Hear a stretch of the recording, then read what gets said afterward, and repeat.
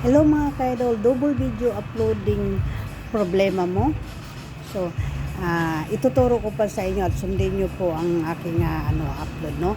Palaging pag nag-upload ka, ito po ang solve dito. Shoutout pala mga ka-idol sa ating mga kaibigan na napuntahan ko kanila mga bahay, no? Nag-double upload ang kanila mga video. So, ayan, lalo na yung nag-message sa akin. Ito po ang susundin nyo mga ka-idol. Punta kayo sa Facebook. Ayan sa taas ng mga ka-idol, pindutin nyo yung profiles nyo. Sa taas may 3 guhit. Katabi niya yung setting, pindutin nyo. Tapos scroll up nyo mga ka-idol, hanapin nyo yung media. Ayan, pindutin nyo. Tapos yan ang lalabas. Scroll up uli, pindutin nyo yung automatic EB testing.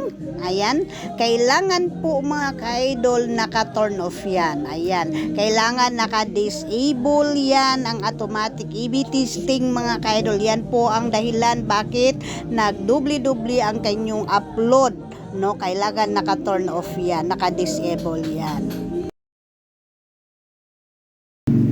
Sana makakatulong sa inyo mga ka-idol ang aking tutorial. Yan, sundin nyo lang yan sa nagdubling upload, no mga ka-idol. Maraming salamat sa inyo. Bye-bye!